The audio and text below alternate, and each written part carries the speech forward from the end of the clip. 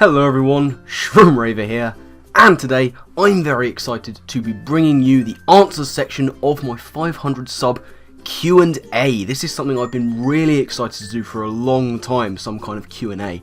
And by happy coincidence, this video will be falling on January the 13th, which is going to be the 2-year anniversary of starting to upload to the channel, so it all sort of circles round very nicely.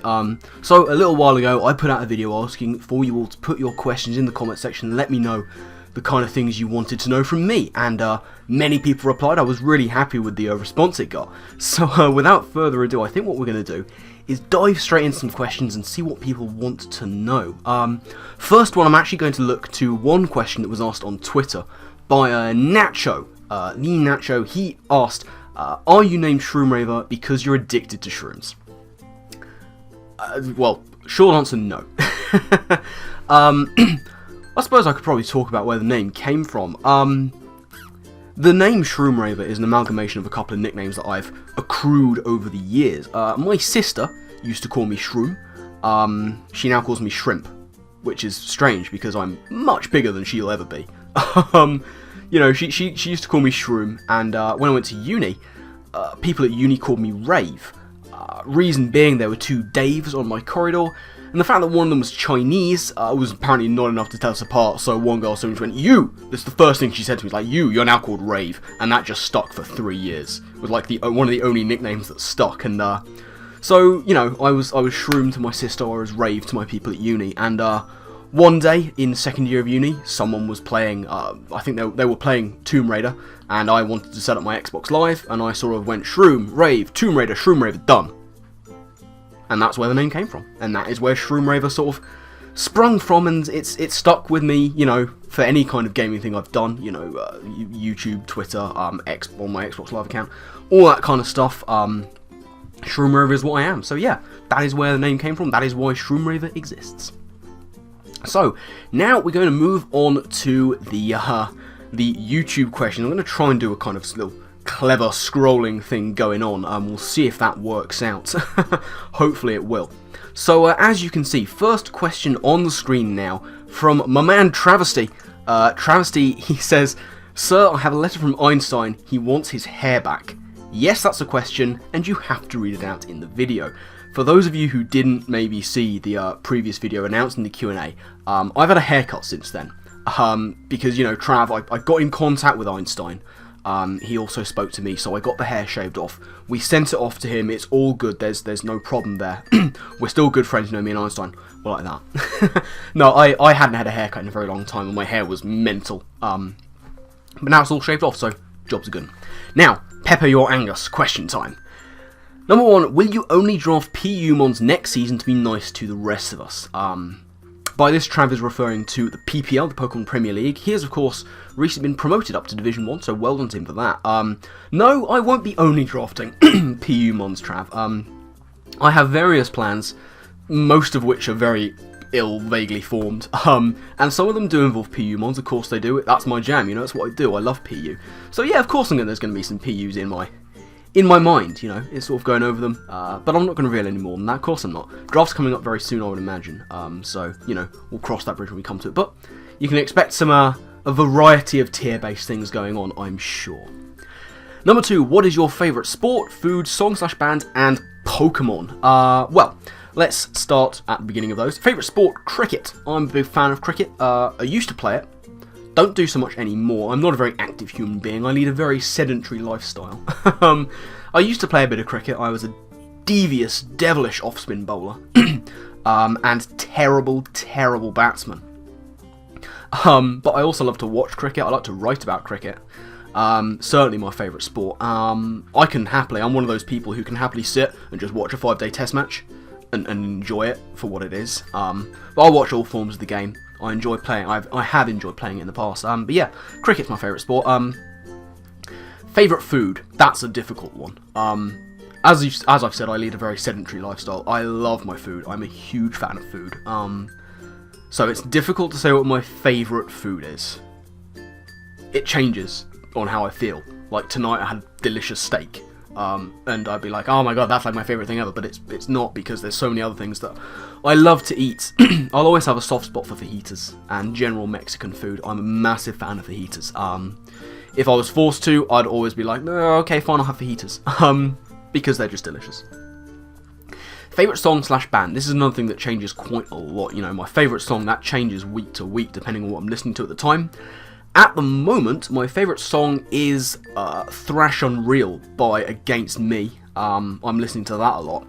Favourite band, that doesn't change too much. You know, my favourite band is Rise Against. Seen them live about 5 times. They're always fantastic. Yeah, that's pretty much that.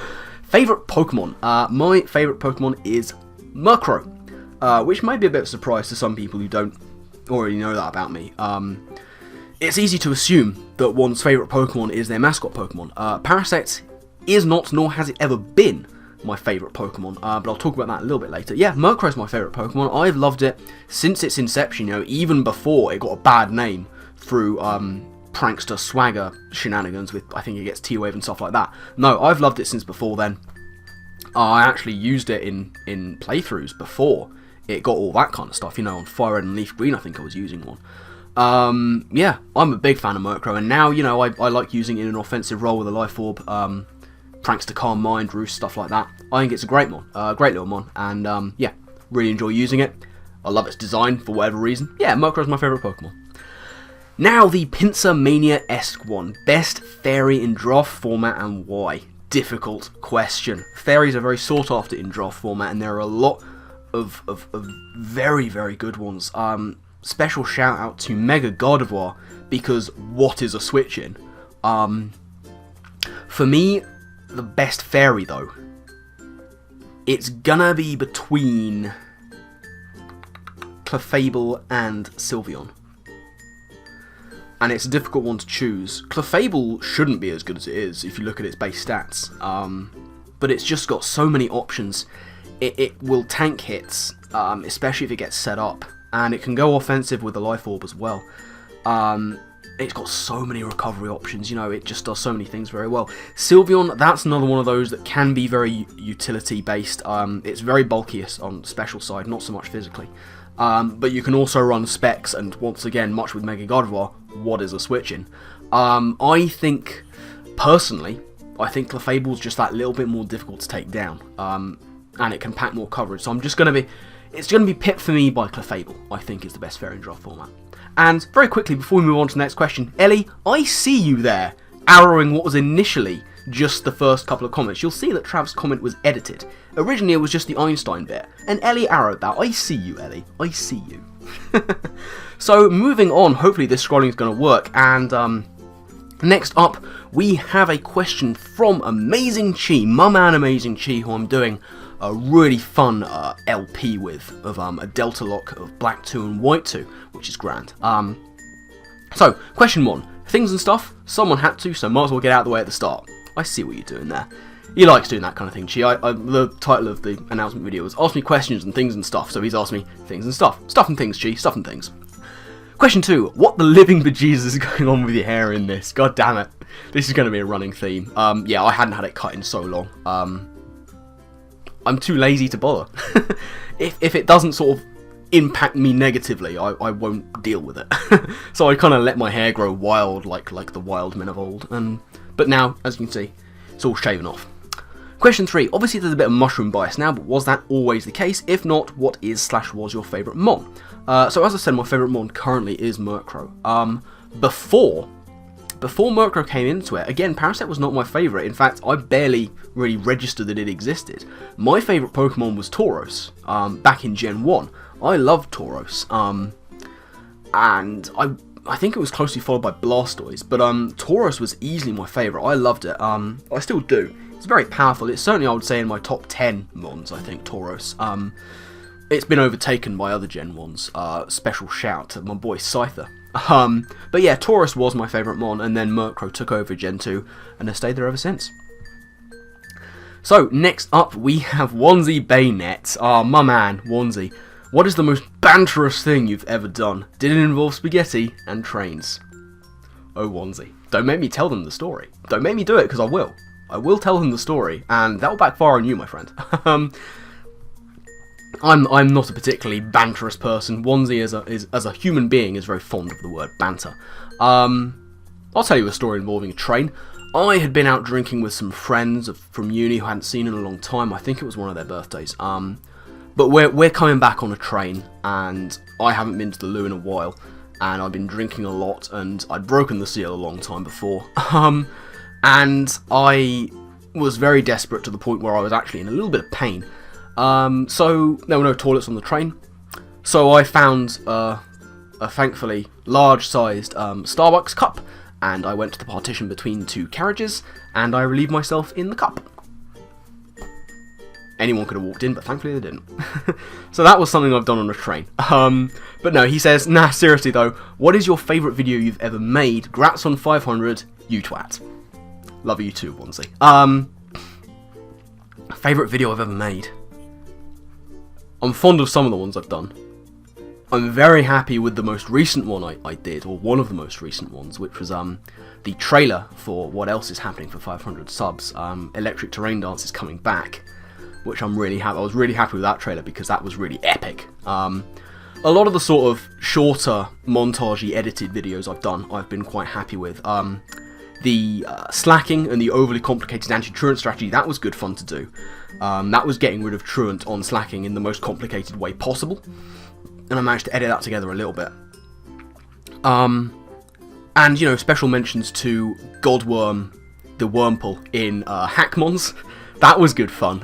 You know, Wormple stealing a bunch of stat boosts and then destroying everything with Horn Drill. that was always that was a good laugh to do as well. Yeah, I think it's just going to be those videos, those edited ones, those montage-based ones.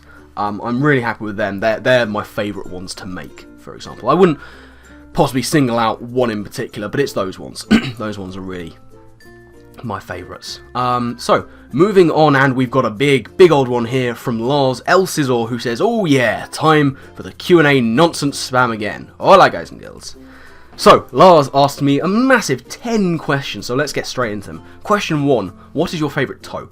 Well, I'll tell you what it isn't. It's not my big toes. I had ingrowing toenails on my big toes many years ago now. Had to have operations to get them removed, and for those of you who don't know, I have a morbid, pathological phobia of injections. It's really debilitating when I have to have one, because obviously they're things you have to have at some stages in your life, and I just, like, I'm nearly 25 years old, and I panic. I absolutely lose it, I panic, I don't deal well with it. So I had to have 4, 2 in each toe, and this was a year where I had 11 injections in all, because I had fillings done. It was the year where I had to have my tetanus booster. It was also the year for me where I had to have my BCG shots. It was a bad time for me, but I'm getting off track. Least favourite toe, certainly my big toes. I'm quite fond of my 4th toe because it's a little bit rectangular. It's a bit different, it's a bit weird. What is your favourite type of pasta? Depends entirely what you're eating it with. I'm not one of the people that subscribes to the fact that all pastas taste the same. I also think that different kind of pastas go better with different things. If I'm having tuna pasta bake, I want pasta twists. I wouldn't have pasta twist with bolognese, that's where you have spaghetti. You know, penne goes well with many other things. There's all kind of different things. I like all kinds of pasta, as I say. I'm a big fan of food in general. So yeah, unless you're thinking of like not specific types of pasta, but pasta dishes, in which case I'm a massive fan of tuna and pasta bakes. That just love them. To the point where my family is sick and tired of eating them, but I still love them. Number 3, why is there no ace on your card wall? My card wall, just up there, I have many cards. There are no aces because only the 10, is it 10? Only 10 through 2 are up on the walls because Jack through ace I put up at uni. They were the only ones I put up at uni. They were on a beam above my bed. And I didn't have the number cards, I only had picture cards. So when I came back home, I put up the rest of them in the holiday, and never really found room to put the picture cards. So that's why there are no aces. They're chilling in a box somewhere, where ace through Jack is. They're chilling in a box. Number 4, which person would you want to join a season of the PPL the most? This is difficult because I'm like in the PPL with as many people as I'd want to be. You know, I love everyone who's involved in the PPL. They're all fantastic people. So in order to answer this question, I'm going to count out people who are already in a league. So not going to talk about people who are in a league. Who would I like to be in a league? Difficult one again. There are lots of people. I know most people through being in various leagues and watching various leagues. So there's actually, at this point in time, not too many people who aren't in a league. It would be cool to be in a league with Don. That'd be fantastic. I don't think he's in one. I'm not sure if he's even expressed any kind of interest. It would be cool. It would be cool to be in a league with Don, because I know he can do gimmicky kind of stuff, and I think his style would lead him quite well to do quite well in league play. I believe it's been officially announced that Unlawful Exile is going to be involved in the next season of PPL. I'd always wanted to be involved in a league with him because he's fantastic. But yeah, if people who aren't, Done Deal, it'd be cool to be in a league with. I think he would do really well in one. And Pyrotos, that'd be another one. I think Pyrotos could do some nice things in league, especially in something like the PPL where you're sort of capped on how much you can spend, and you have to go low tier. And I know that Pyrotos is excellent low tier, so that'd be cool as well. If God is omnipotent, can he create a stone which he can't lift himself? If you'd asked me this question 8 or 9 years ago, I would have gone on for years answering this question. I studied theology and philosophy. I specialised in philosophy at A-level. So I could have waxed lyrical about this for God knows how long. I'm going to torch your ear off with an answer about this exact question. I can't remember the answer, but I think the conclusion we came to was no. Was it no? I don't remember. It might have been yes. It might have been that he can, but he chooses not to. I have no idea, really. I think, actually, now I think about it, the answer might have been yes, he can, but he doesn't want to. How many carrots can you eat? Many. But only if they're cooked. I don't like raw carrot, it's messed up. How do you like your eggs? Scrambled, boiled, or fried? Just cooked, really. I love eggs. Eggs are delicious. I'm a big fan of scrambled eggs. You take them on and off the heat to make sure they don't go too hard. You put a bit of creme fraiche in at the end, make sure it doesn't cook too much on the plate, and jobs are good. Yeah, eggs are good. We like eggs in any form, really. What is the most embarrassing thing you did which you still feel comfortable sharing with us? Oh my. I've done many embarrassing things in my life. Many. There are some that have details that are far too,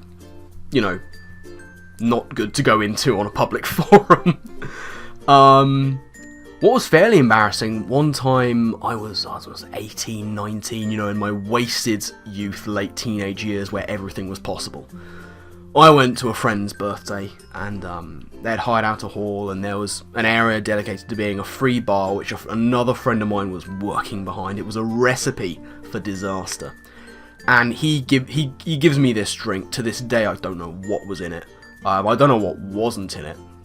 Anyway, I don't remember much of the night, but I sort of veer from place to place, looking for a place to be ill.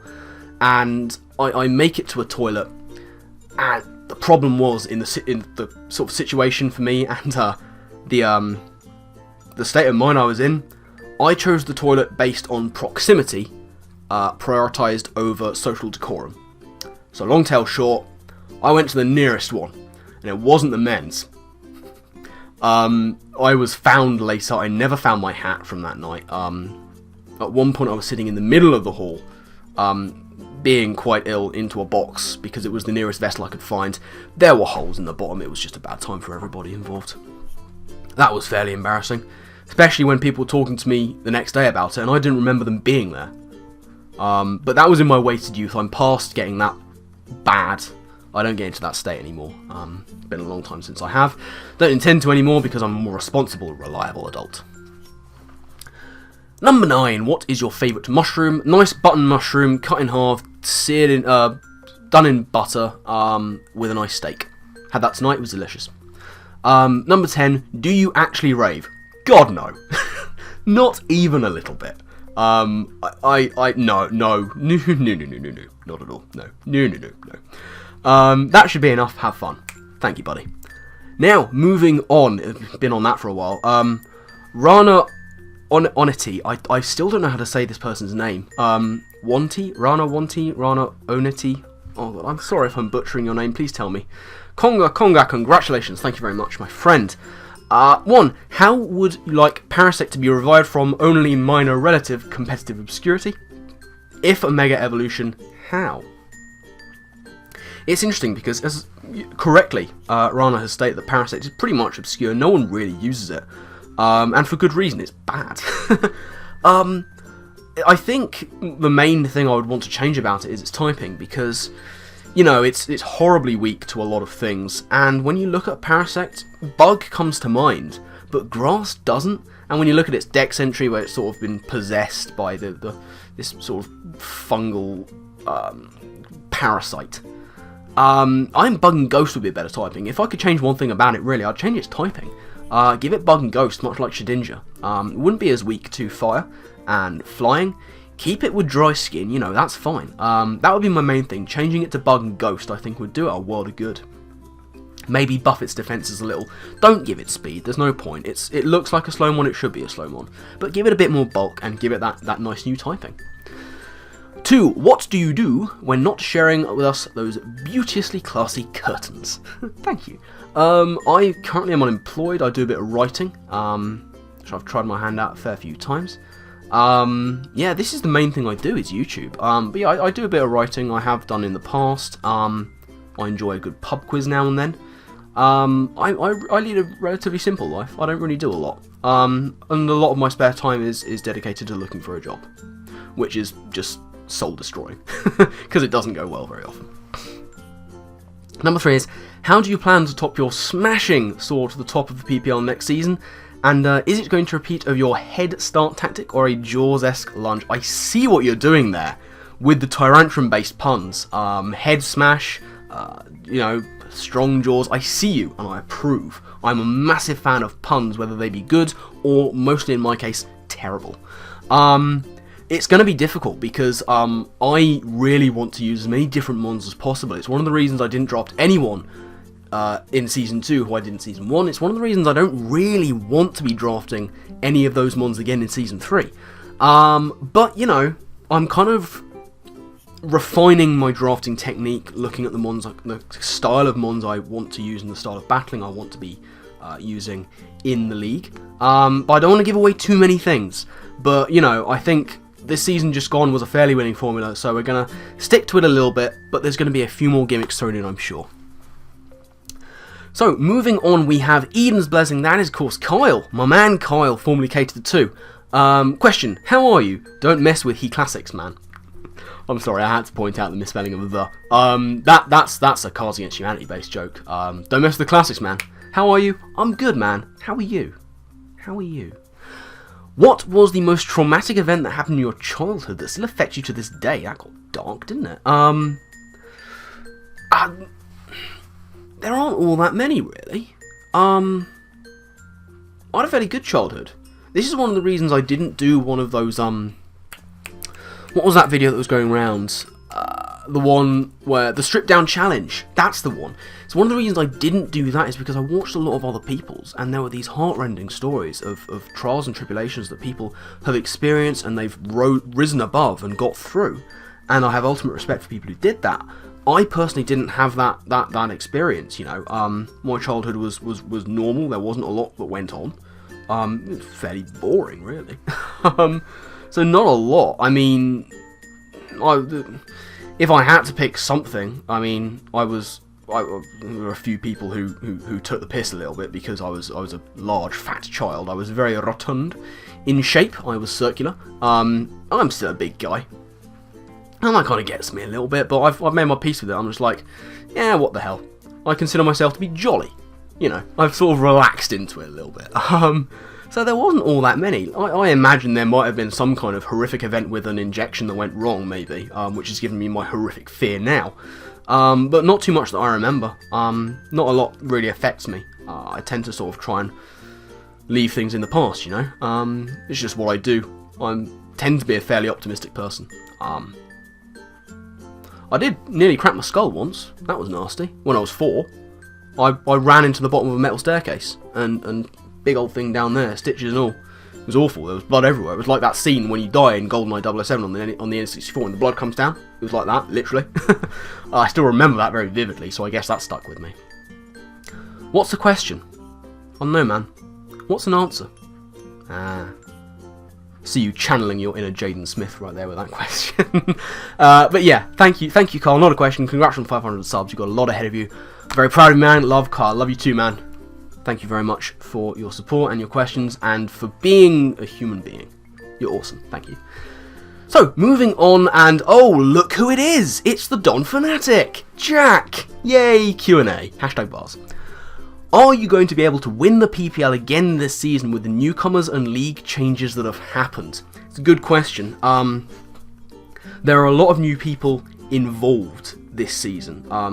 You know, you've got Frank Trode, Fufu, recently announced Unlawful Exile, and the people who've been promoted up, you know, Travesty and Kelly under the radar. These are all very, very good players. So you've got that aspect of it. League changes is interesting. You know, I believe there have been changes in pricing. You know, overall budget has gone up a little bit. Different rules pertaining to trades and free agency drops and pickups. But I'm sure that'll be gone into more detail than I want to go into here. On the PPL channel, I'm sure there'll be some form of rules. You can find them written down somewhere. It's going to be difficult, you know. The standard last season, I should say, had improved to such a massive extent. People had been improving massively, and it was a difficult season, you know. It was very, very tough. It was very, very close. And that's only going to be exacerbated this season, especially with the new people coming in, you know. Frank, he's got league experience of his own. Fufu is a deadly, deadly opponent. He's excellent at the game. I've never beaten him in a serious battle, and he has also got experience, winning experience. He won the first D-League, which is very creditable. Liam Unlawful Exile, he's got a wealth of experience of playing Pokemon. He's very knowledgeable about the game.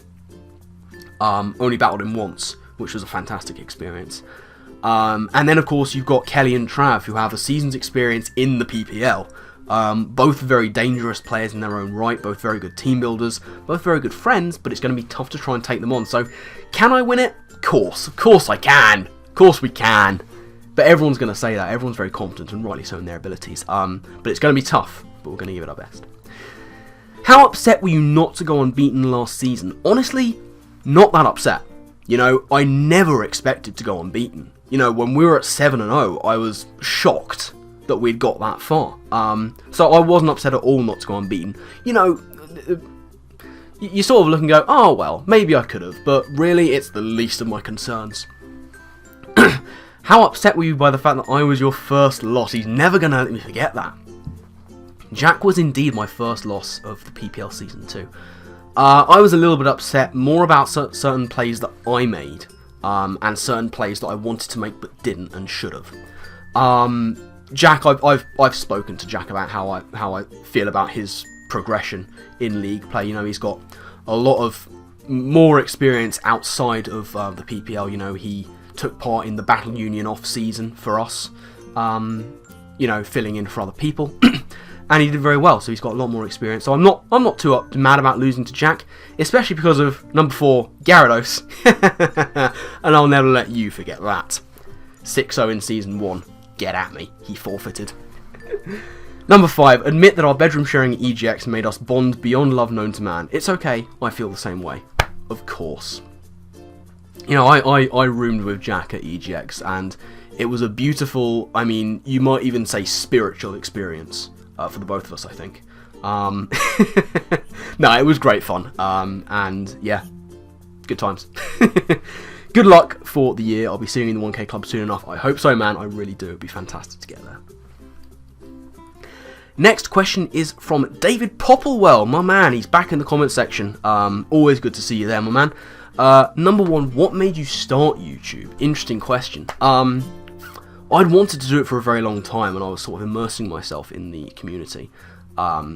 what at that time was the DDT community, the Done Deal tier. You know, he was really big into making DDT a thing, and he had a few sort of people along with him for the ride, you know, the likes of Fufu, Swaglith, Moldy Pot. Frank came a little bit later too. What specifically made me start uploading was one very specific battle. And this was when sessioning was still a big thing on YouTube for Pokemon battling. And I was involved in a battle against the team of Franktrode, Moldy Pot, and Crambo. And it was that battle that made me start uploading. Because I brought one of my stupidly gimmicky teams. It was Trick Room with Fling, Iron Ball, Recycle, Wigglytuff, with Gyro Ball, because Wigglytuff at the time I think was, other than Mew, who was too fast to be using Trick Room, and Smeargle, same thing, and also terrible. So Wigglytuff was the only real option that had access to the moves Gyro Ball, Recycle, and Fling. So I gave it an Iron Ball, used them in conjunction, went against those guys with the Trick Room team, which was gimmicky as hell, didn't work, but it did its thing when it didn't work as well as I'd like. And, you know, they were very encouraging. They were saying, this is awesome, does this guy have a channel? You should upload. And I was like, you know what, yes, why the hell not? Let's do it. And so it was off the back of that battle, and those three have been more of an impact on me than I think they realise. I told Moldy that recently. Crambo, he's not around too much anymore. I don't think he'll watch this, but if you are in contact with him, let him know that I said this, because he's been a massive influence on me, more than I think he realises. Frank, my man Frank, who I'm going to be going against in the PPL this season, he's been a huge influence on me, and he was the first person to comment on a video I uploaded, he was the first person to subscribe to me on YouTube, he was the first person to follow me on Twitter, and at the time, he still is obviously, he's huge for me, you know, he had a really, really big sub count as far as I was looking at it, and, you know, he's still an influence to me. I enjoy interacting with him whenever I do, and yeah, he just took the time to have a look and look at what I was doing and follow me on Twitter and subscribe and everything, which I'm internally indebted to him for that. I'm very grateful for what he did, and it was that really sort of propelled me towards doing that, and people sort of liking my gimmicks. That was also a thing, you know. People enjoying the kind of stupid shit I was pulling. That made me really want to upload it and try and get other people to see it and hopefully enjoy it, you know.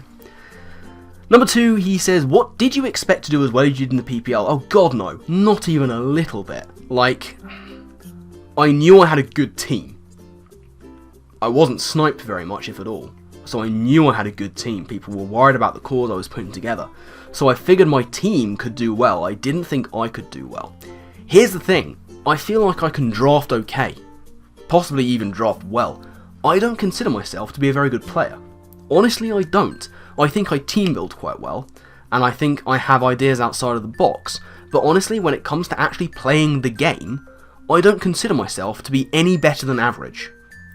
So I never expect to do as well as I did, especially with the experience that people getting off season. You know, I've mentioned Jack. Slyro improved dramatically in the break between seasons 1 and 2. Everyone was improving, and I thought I was just staying where I was, so I was very surprised to do as well as I did. I was very surprised. Question 3. What is your favourite element from the periodic table of elements? I have a real soft spot for Ununquadium, just for the name. I don't know anything about it, even though I did Chemistry AS level. I have no idea anything about it. All I know is it's UUQ as its periodic symbol. It's somewhere down towards the bottom right. It might be in that sort of little separated bit. I like the name, it's fun. So yeah, nice and Ununquadium. So, next up we have Winston, possible silent T. Winston 1. Always nice to see you, my man, in the comments as well. Number 1, how do I go about buying your lovely curtains? Well, I've had these curtains for a long old time. I'm sure they're online somewhere. I think the people who fitted the room were called Strachan. I also feel like they weren't very good. Sorry if you know anyone who works there. We had problems with them. Yeah, I'm sure you can find them online. I like them. They're pretty cool. I've got a bed sheet that matches. which is quite nice. I don't use it at the moment. It's not on my bed. It's chilling down there with all my dirty laundry, which I can't be bothered to wash. But I will get around to it, I promise. 2. Where are the rest of the playing cards, and why are only a few of them on the wall? Well, if you wait there 1 second. Probably should have had this, like, prepared. Probably should have had that prepared, but here they are. Giant playing cards. This is the box, and here are the rest of the cards. If I can get them out. There's the Joker. See him right there. J. And yeah, for example, here is King of Hearts. He's right there.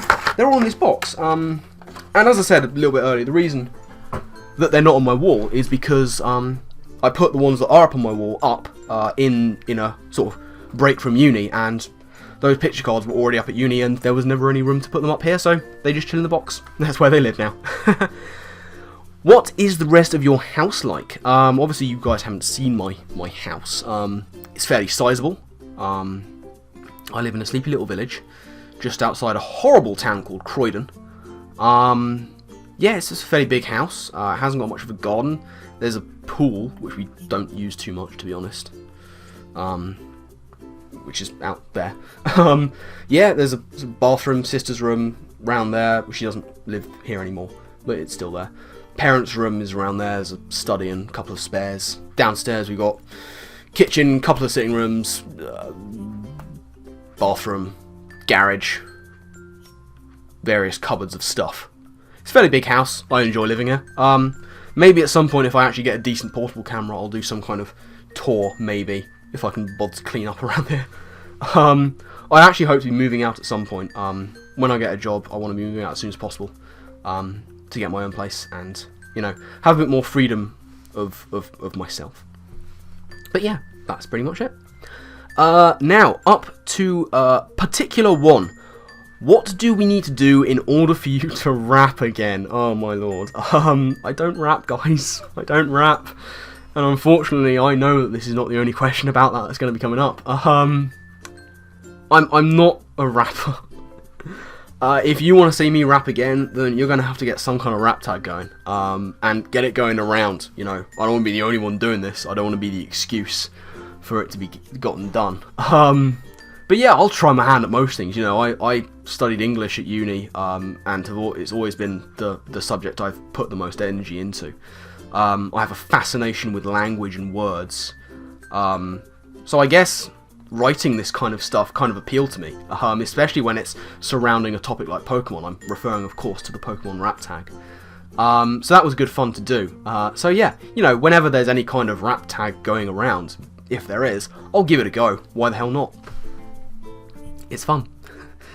So next up, and look who it is. It is my man Quinn, my main man, who says, I only have one question. When will we see the extended version of your Pokerap? Well, cat's out of the bag. There is an extended version.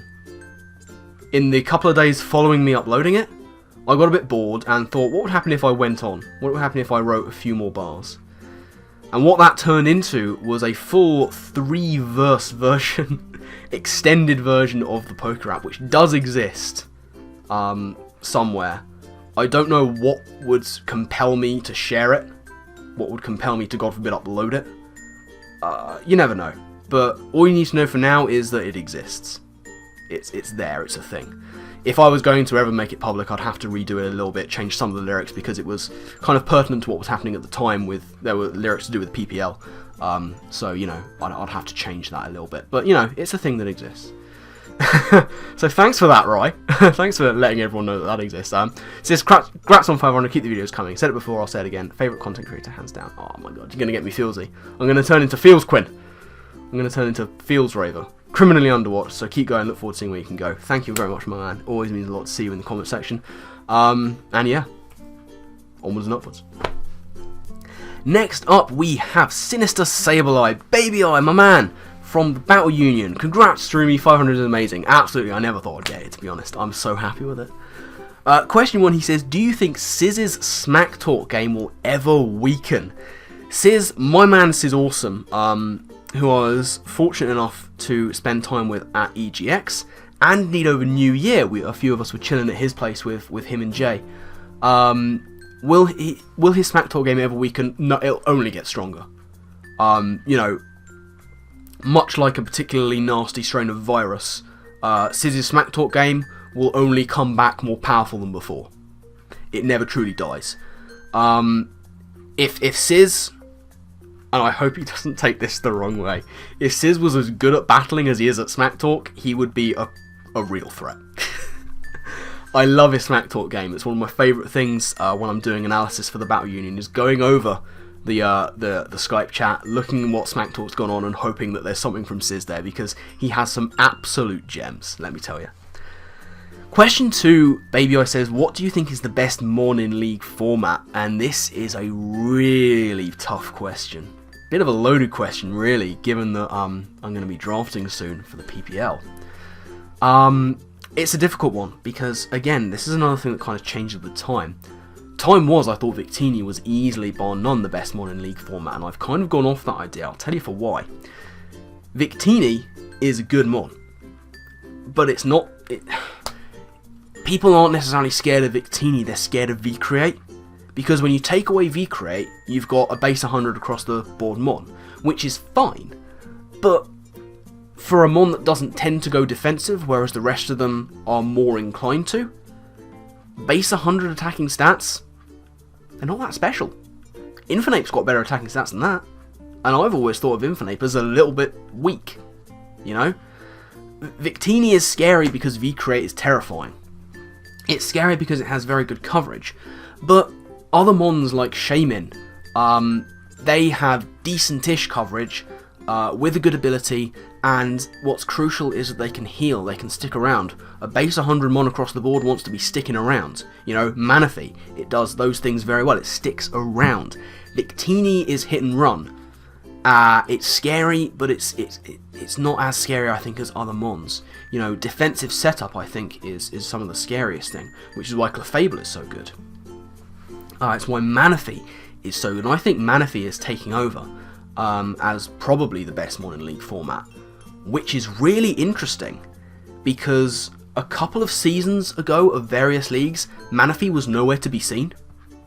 Like, no one drafted it, and suddenly, I remember there was a time when I suddenly noticed Manaphy, and people were suddenly noticing it along with me. There was a time where it suddenly became prevalent. It's like they gave a pat ball. It went around in schools in England, and everyone was playing it, and no one knew where it came from or why. Manaphy's popularity is kind of like that, I think. It just suddenly came to the fore, and everyone was like, damn, Manaphy's really good. And it just got drafted. So Manaphy has kind of taken over that mantle, I think, in a very different way. Which is interesting, because I wouldn't necessarily call it the best bulky water, but I think just because of the things it can do in a mixed bulky to defensive offensive role, it's probably up there with the best of the rest. So Manaphy has got to be my answer there. Speaking of Manaphy, the next questions come in from Shadi. Hello, yeah, what is up, guys? Shadi here. Shadi, number 1, why do you want to be me so badly that you copy me? Sir, it's very important that you stop. Reason he says that is because he recently hit 300 subs, which is another fantastic achievement for him. And he did a Q&A, and I'd planned to do this before he got there.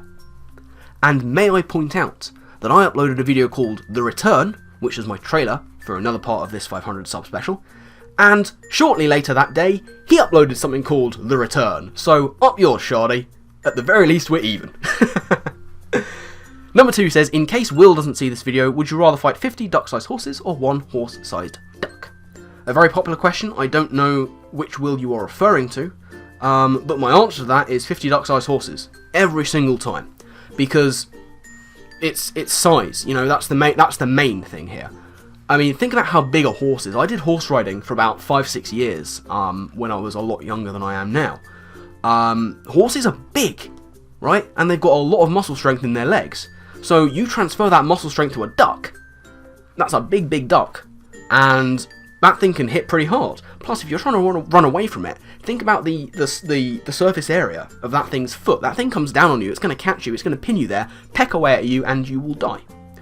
Whereas 50 duck-sized horses, The tensile strength of their muscles isn't going to be so much, because their kicks aren't going to be doing as much damage as you would think. And, you know, they're duck size. They're what? That sort of size. You can kick them to death pretty easily. You can give that a good punt, kick it over a couple of hedges. It's not a problem anymore. No duck-sized horses were harmed in the imaginary making of this imaginary situation. 50 duck-sized horses every single day. Will Alacramola ever come back? Hopefully, one day. Alacramola was an invention of ours, which was, you know what Crocoon is? The dickish Suicune set? We did that with Alamomola, because we're awful people. So hopefully Alacramola will come back. In the meantime, watch out on the channel for something else. A little bit of Crow with a different Pokemon. There's a video coming out soon, and hopefully it's going to be quite fun. For Send News, only for you. I'm bad at questions, so I'll just stop. Yes, if you could replace questions with everything. Life, Pokemon, just stop. I love Shardy. We have this weird friendship. Where we get on incredibly well. I think we have a good sort of rapport when we record together, but also we do like to see each other fail, just a little bit. So, moving on, and we've got a question from Eepa, my man Eepa. I've said that a lot, my man this, my man that, but these guys are my friends, so it's good to see them commenting. Congrats on 500, well done, thank you very much, good sir. Number 1, is there any game outside Pokemon you would really like to LP? Now that's a very interesting question too. A lot of people at the moment are sort of moving with the times a little bit, and it's interesting to see how YouTube moves and how YouTubers, especially in this sort of PokeTubing section, how they adapt. And we see trends moving through, like with PokeTubing, the trend when I started was sessioning, and you know, you would do it on your own or with a friend, and you'd use the same team for about 5 videos, and you'd get used to it, and that would be that. Now, you know, obviously, with the creation of the GBA, shout out to Magnitude Steve, who is just a visionary, and the creation of the draft format, that's what's taken over now. And what a lot of other people are doing is moving into other games. You know, a lot of people have created second channels. We've seen it with Frank. Frank tried to create a second channel, a lot of Fire Emblem up there. Dunn did it with Dark Souls, and later, and now Bloodborne. Crambo, I think, did it for a little bit as well. I think he was playing some Dark Souls. One of the main examples for me would be Anima. Anima started in Pokemon, and then she moved into various other games, a lot of indie games, and that's now pretty much her main focus, I think, and she's done really well off it. She's fantastic at doing other games. Here's the thing though, I'm not a gamer per se. I don't play a lot of games. I draw a lot of joy and enjoyment from watching people play games. That's what I love to do. That's where I get my gaming fix, as it were. It's why I watch a lot of LPs. I watch a lot of YouTube videos. Which is why people make the joke of me staying up till 5 AM just liking videos. Because I watch so many, because I love watching more than playing. Other than Pokemon. But other games I would consider. I'm looking up to see what games I've got up there. I don't have too many for computer. Somewhere kicking around I do have Deadpool, which is a game I never quite got around to playing because I got it for my old laptop, which was terrible. I've just noticed we've been going for 48 minutes, which was a long time. This is a long old video. But yeah, I mean, potentially, if I was going to move into it, I'd look into Deadpool as my starting point. Simply because I own it, and I don't own too many. I don't have any kind of Elgato stuff to be capturing other console gameplay. I've got Saboteur up there, which I keep meaning to get back into. That's a good game. I like Saboteur. But yeah, possibly if I was going to move into something, I'd start with a computer game that I own, and that's Deadpool. Number 2, was there any one big YouTuber who influenced you to start doing videos? I've mentioned those 3 who specifically started me to do videos, those being Frank, Moldy, and Crambo. But people who I really wanted to emulate, you know, the likes of Dundeel, he's been very supportive towards me, and I'm very grateful for that. He's really influenced me to get into doing the videos. More than he knows, Swaggerliff, you know, he's been a massive influence on me, actually to the point where there's a couple of videos where, completely accidentally, I started mimicking some of his mannerisms. Like, I'd been watching a lot of Swaggerliff videos, and I did this session, I looked back on it, and I was saying a lot of that there Pokemon, or that there move, which is what he used to say, and I was watching and going, oh, damn, for want of a better phrase. People are going to think I'm copying swag, which I wasn't intending on doing. It's just because I'd spent so much time watching him that I'd absorbed saying that there Gyarados, or that there flying press, I don't know, was just a thing that I would say. But he has been a big influence on me. Pyrotos was someone who really influenced me to get into doing Pokemon, because of his style of playing with lower tier stuff, and I really enjoyed that. But I think every influence I have can be traced back to one particular point.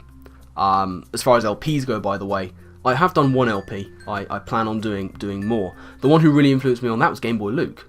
I don't think he'd ever watch this because he's in a different part of the community. I still watch his stuff. It was his X/Y LP that really sort of spoke to me and was like, you know what, you could do this as well. Give it a go. And I was watching him doing that, and I remember it was the first time he'd just met Karina with her 2 Lucarios, and he was skating along that path, and I was like, this is something I want to do. And I went and did my Platinum LP. It sounded like I was recording in a washing machine underwater, and it was awful. But I got through it, and yeah, that was that. But I think all my influences go back to MBZ. Every friend I have in this community, every influence I consider to be an influence in this community, everybody who I watch in any great sort of length, in any great detail, can be traced back in some way to starting off watching MBZ. He's been a hero of mine when it comes to YouTube. He's one who really got me into watching videos in the community, and it's through him that I got into people like Pyrotos and Xenon, who's another big influence of mine, and Congressional Wombat I watched a lot of. Through that side of through Congressional Wombat, I know that I then started watching a bit of Colour Death, and from there I got into the whole crowd who were in the Lumio Station kind of thing, who I watched as well for their LPs and stuff. And through the other side it was Xenon, it was Pyrotos, through them it was Done Deal, and through there it was the community I'm in now. So yeah, that's pretty much that, I guess. Then of course we have Berkeley, my man Berkeley, my man again. That's another thing I'm saying a lot. Berkeley, he says, with your hair becoming wilder by the day, would you ever accept a sponsorship from L'Oreal or Maybelline? Who are you to say I don't already? No, but as you can see, it's gone now. It's as I said to Trav, it's gone back to Einstein where it belongs. What is your favourite electric type whose name starts with a J? Now, I was really hoping that he'd forgotten there was more than one, because I was all set to answer this question with, well, as far as electric types beginning with J, for me, the only one that really comes to mind is Joltik. It's got some really, really useful abilities to go to do well in LC, and I was going to go on from there. Obviously, you can tell by his avatar and everything, he means Jolteon. He wants me to say Jolteon. Jolteon's a good one, I'll give you that. As you can see from the bit down below that, at a pair saying, I get the feeling Joltik is not the right answer to the second question. And he says that would be correct. Yeah, Jolteon's a good one. It's done well in league format, unexpectedly so early on. It was an MVP in the GBA early on. Nay? Nay. Just want to say congrats on the 500 again, you deserve it. Thank you very much, my friend. Always good to hear from you. And Linaxo says the same thing. Linaxo, always good to see Linaxo in the comment section. Always there with a supportive comment. He says congrats on 500 subs. Thank you, and thank you, Linaxo, for always being there with a comment. Always having something good to say on the video. So thank you for your continued support, my friend. Then we have Bakufu Difu. I hope I'm saying that right as well. A question for the Yes Indeed man himself. Yes Indeed. What season do you enjoy the most? Ah, interesting. Well, spring is full of hay fever, so spring is out, but it's the most mild, so it's kind of back in. Winter is cold, not a fan of the cold. Summer's hot, not a fan of the heat. Autumn, by process of elimination, I think has won it here. I like autumn. It's mild. I like mild. Yeah, let's go with that. And things look pretty, I guess. Okay, bit too far. Imperato Tape here. Another one who's always in the comment section, always with something supportive to say. As you are the lord of Pokemon gimmicks, You're making me blush. Which one is your personal favourite among your creations? Oh, I love this question. I love this question. Thank you, Imperato Tape here, for asking me this. I love this question. I love my gimmicks, you know this, and I've done many things with gimmicks. Honourable mentions go to the one I mentioned earlier with the Trick Room based Wigglytuff with Gyro Ball, Iron Ball, Fling, Recycle. Also, shout out to some of my league ones. Ockerberry Counter Registeel got a lot of traction. And Curse Pass Umbreon into Trick Room Victini was another one that people seem to really like. That was good. I enjoyed that. And the final honourable mention I think is going to go to Magic Room Trick Assault Vest. That was good fun. I managed to trick an Assault Vest onto a Cleric Wish Passing Vaporeon, which was nice. But I think by far and away my personal favourite creation is Electric Terrain Dance. That is the thing that really propelled me forward, and people watched it and people liked it. What this is an entire team gimmick, and it's based around the combination, as the name would suggest, of Electric Terrain and Rain Dance. Because I was messing around with terrains, I discovered the moves and thought there's got to be some uses of this. So I looked for the best one. In my opinion, it was Electric Terrain, and I looked at all the things that could happen with Electric Terrain. And I started to build this team. Because originally I was using Ampharos, but I wanted to go into the low tier, so I went with Fluffy, who was going to be my dual setter. Electric Terrain and Rain Dance, specially defensive. All the Electric Terrain setters are going to be Electric type, so there's nothing I can do there, so I went with a physically defensive Luxray for my main Electric Terrain setter. With Intimidate, of course, can tank hits. My main Rain set was going to be Pelipper. Utility with knock off U-turn.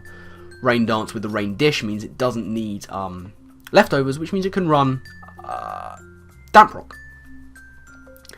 So then I went to my offensive side of things. I went with the Swift Swim Sweeping Beartick, and then the real gimmicks come in. Camouflage Staryu to become an Electric type in Electric Terrain and drop Thunders in the rain.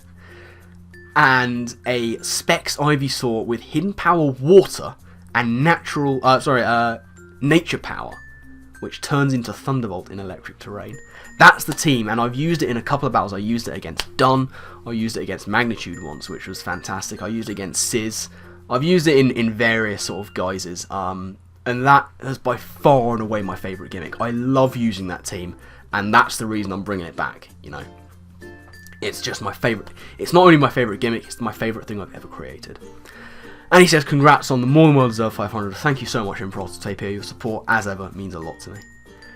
Next up, we have Roman Rayloy. Hello there, Roman. Congrats on 500. Thank you very much, good sir. Question 1, do you plan on LPing something other than Pokemon in the future? I mentioned the potential of doing Deadpool, but that's a hypothetical. You know, I don't currently plan on LPing anything other than Pokemon, but it's something I might look into in the future. No current plans, but you never know what's going to happen. Can you mail me your hair? Well, as I said, unfortunately, you're a little bit too late, Roman. I already sent it over to Einstein on the orders of Trav. Come back to me in about 8 months and I've rewrote it out. Question 3, do you plan on streaming sometime in the future? I would love to do some occasional streams. I would never want to consider myself a streamer. I would never want to look into it as a permanent fixture. You know, I know that A-Drive is someone who does that. I know that Rye really wants to get into that. And you know what? More power to them. I couldn't be more supportive, hopefully. But, you know, it's not something that I would consider as a main thing. But it's something I'd look into, for sure. Definitely I'd look into it. It looks really fun. I know Rye gets a lot of enjoyment out of the interactive side of it, so that'd be cool. Question 4, how will you answer this question? I will answer it with an answer. Nice and Jaden Smith. Is that the one who does those weird tweets? Everything's capitalised and it's all, what would happen in this weird situation? I don't know. Anyway, moving on, and we have, yay, Jesse. That is going to be Jesper, Aesthetic Raptor on Twitter. Congrats on the 500. This is more of a supportive thing, which I'm very, very grateful for. Bit late, congrats nonetheless. You need more, and I know you'll keep growing as a channel because you're awesome, as well as the amazing content you put out. Yes, indeed, I see you with Stealing Lines, and thank you so much for the comment. That means a huge amount to me, Jess. I'm so thankful that you're around to be as supportive as you are. Comment on something about the hair. It never goes away. It's gone. You can see it's gone, Jess. It's done. It's finished. I'll give it about 8-9 months until it's back to the way it was. So that is that, and now we can move on to, as you can see, it's at a pair. I'm going to try and scroll down a little bit. I'm trying to get, I hope that on the screen you'll be able to see the sort of, the things scrolling past, either on this side or this side, I'm not sure which. Hopefully that'll be how it's going to work. So, this question comes from at a pair. I still can't reply to your comments, at a pair. I wish I could. It says, well, I guess it's time for me to leave my metaphorical catatonia behind and get back to commenting. Tried to contact you. Oh, hello. He actually answers that. Fix you comments, but there's no progress so far, apparently. I hope I'm not too late. Well then, on to the questions. Well, hopefully we'll be able to get that fixed. I would love nothing more than reply to your comments. Am I too late? No, you're never too late. What was your favourite toy as a kid? Lego. Lego! Of course it was Lego. I still love Lego. I don't know if you can see in the background. I've still got a massive collection of Lego. Mostly Star Wars, Viking, Medieval, more Star Wars. Lots of that stuff. I love Lego, and I refuse to call them Legos. They're Lego bricks. The plural of Lego pieces is Lego bricks. There is no such thing as Legos. They've said it on their official site, damn it. Lego was my favourite thing as a kid. I still love it. I get a real kick from building things. I always used to. I don't do it anymore, but I always used to get a real kick from building things. And it's why I love all the Lego games, you know, like Lego Star Wars, fantastic game, Lego Indiana Jones, Lego Marvel Superheroes, all this kind of stuff. I love those games, they're fantastic. Did you have any idol when growing up? Not so much, you know. There was no one I really sort of aspired to be, as far as sort of celebrity or well-known people go. I kind of just got on my own thing. I didn't really have anyone I specifically sort of wanted to emulate or look up to. It's changed a little bit with YouTube. I have people I sort of, wouldn't say idolise, but people I really sort of looked up to and respected for what they were doing. The likes of people I mentioned, like MBZ, Pyrotos, Xenon, later on Dundeal, Swaglift, those kind of people. And the names I mentioned as well, you know, really respect them for what they're doing and look up to them. But not when growing up, I don't think, no. 3. What do you like most about your country? I think just the averageness of it. As weird as that sounds, there are no extremes in England, you know, not particularly. It's just kind of mediocre, and I like that. That appeals to me. It speaks to me on a personal level. It's just kind of average, and I like it's average. It's not too hot, it's not too wet, it's not too annoying in any way. It's just kind of grey and dull. It's the happy norm, the happy medium, which I'm most content sitting in. What's the spiciest thing you've ever tried without eating fudge immediately after? Shout out to the hot pepper challenge thing with Alex Onesie Baynat. Spiciest thing you've ever tried? Ooh. My mum really enjoys hot food. I like hot food. I'm not overly obsessed with it. I've had some pretty stinking hot curries, which have really sort of burnt my mouth to a cinder. Apparently, by the way, here's something I learned. If you have something incredibly hot, the best way of dealing with it if you don't like it too much is to apparently to have a shot of, is it tequila, I think it's a shot of tequila. And for about 10 seconds, it's apparently the most excruciating pain you will have ever felt in your life, but after 10 seconds, your mouth is completely numb. This I've heard from my dad. He told me this. But yeah, I've eaten a fair few very, very hot curries in my time. I tend to stay away from anything that's so hot I can't enjoy the flavour, because as I've said, I really enjoy my food, so I'm really into it that way. I see you crossing out the question about Jack. I see you. Don't try and escape from it, Atabear. I see what you're doing. I've sort of answered that one, so we'll move on to his last one. What is your favourite non-Pokemon game or series? That's another tough one. The Lego games, Lego Star Wars specifically, were very good. Skyrim, I haven't played any of the other Elder Scrolls games, but Skyrim I've got a lot of enjoyment out of. I quite enjoy Smash. I'm not good at it, but it's okay. I'm very good at the N64 version, Fox all the way. But as I said, I'm not really a gamer per se. Skyrim is probably my favourite game outside of it. I enjoyed, as I said, the Saboteur. That was good. I still need to really immerse myself into Dragon Age. I've heard that's fantastic. From a spectating point of view, I really enjoy mostly open world stuff, like Assassin's Creed. I'm a massive fan of watching Assassin's Creed. When, was it Brotherhood came out, we were at uni, and one of my housemates, one of my best friends, she got Assassin's Creed, and we just sat there with her playing and me just watching for I think 14.5 hours. Like, my friend came back home from a night out, saw us, went to bed, went downstairs, went to uni, came back, and we were still there. He's like, have you guys even moved? And we're just sitting there going, no. So Assassin's Creed, Mass Effect as well. I really enjoy watching Mass Effect. Hopefully, I know he's had various computer problems and uploading issues. Monochromium is a fantastic LPer of games like Mass Effect. He did the first one, and I really enjoyed his videos. So I hope that one day he can get back into uploading. I don't know if he will, and if he doesn't, then respect to him for that. I know he's had his issues with uploading and various things going on. But if he ever did, I'd be the first one there to watch him, because his Mass Effect stuff is fantastic. So those are the main watching ones I enjoy. Yeah, Assassin's Creed and Mass Effect. Congrats on getting to 500 subs. Thank you, Atapair. Thank you most kindly. So moving slightly up, and we have Svante the King. What up, my man? He says, have you ever done any Nuzlocke for fun and not for YouTube? Yes, I have. What I think it's easy to forget is that Nuzlocke were not started with YouTube in mind. They were actually, I believe I'm right in saying this, they were created just to make gameplay a little bit more difficult and a little bit more challenging.